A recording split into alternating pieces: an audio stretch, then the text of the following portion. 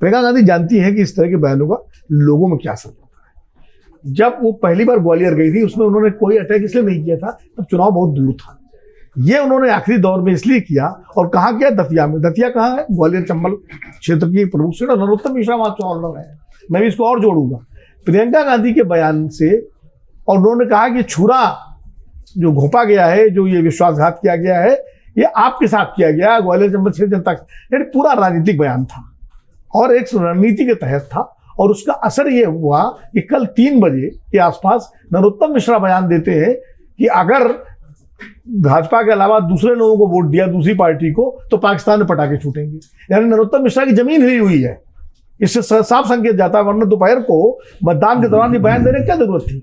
आपको सामने एक ही चाह रहा है कि भैया अब हिंदू एक हो जाओ, सारे पाकिस्तान के खिलाफ हमें वोट दे दो। पाकिस्तान, यही बयान बिहार में 2015 में दिया था अमित शाह जी ने कि पाकिस्तान में दिवाली मनाई जाएगी अगर यहाँ महागठबंधन जीत गया। लेकिन लोगों ने पाकिस्तान में दिवाली मनवा दी, तो क्या करोगे? बिहार की जनता को फांसी चढ़ा दी क्या? दे दिया लोगों ने महागठबंधन को। तो इसलिए इस तरह के बयान नेता, तो मुझे लगता है कि प्रियंका गांधी का बयान, मैं वैसे व्यक्तिगत हमले के बयानों के खिलाफ हूं, लेकिन ये ट्रेंड बन गया है।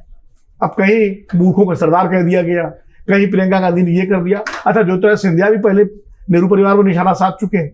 अब उनके बीच में तलखी इतनी बढ़ गई है, उसमें एक संदेश और देना था उस बयान के पीछे, कि जो चर्चा कांग्रेस में रहती है कि चूंकि सिंधिया जी के संबंध सोनिया गांधी और परिवार से इतने करीबी है, पता नहीं कब कांग्रेस में आ जाए तो कार्यकर्ता जो आज लाठी लिए घूम रहा है वो उसकी एस्टेसी हो जाए।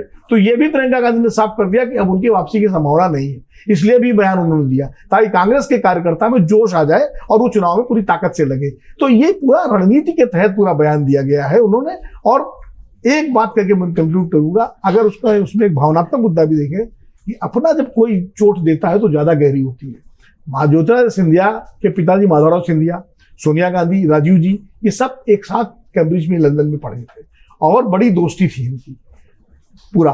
और सोनिया जी के ने ज्योतिरादित्य सिंधिया को अपने बेटे की तरह दर्जा देके कांग्रेस में वो सब कुछ दिया जो उनको मिलना चाहिए था माधवराव जी की मृत्यु के बाद।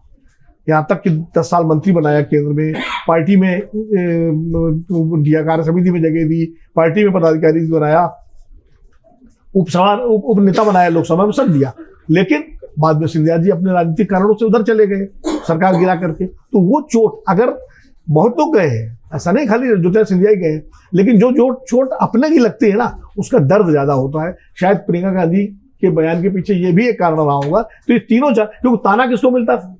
अरे भाई राहुल गांधी के बड़े दोस्त से चले गए, प्रियंका जी के बड़े मिलने वाले थे, उनको महासचिव बना के आधा उत्तर प्रदेश दिया गया था वो 2019 के चुनाव में। तो ताना भी तो इसी परिवार को मिलता था ना कांग्रेस के अंदर ही, कि इन्हीं के थे, हाँ। इन्हीं के पाले पोषण थे, तो आप चले गए। तो कहीं ना कहीं ये दर्द भी फूटना था। लेकिन फिर भी मैं मानता हूं कि प्रियंका जी को कम से कम वो कद वाला बयान नहीं देना चाहिए था।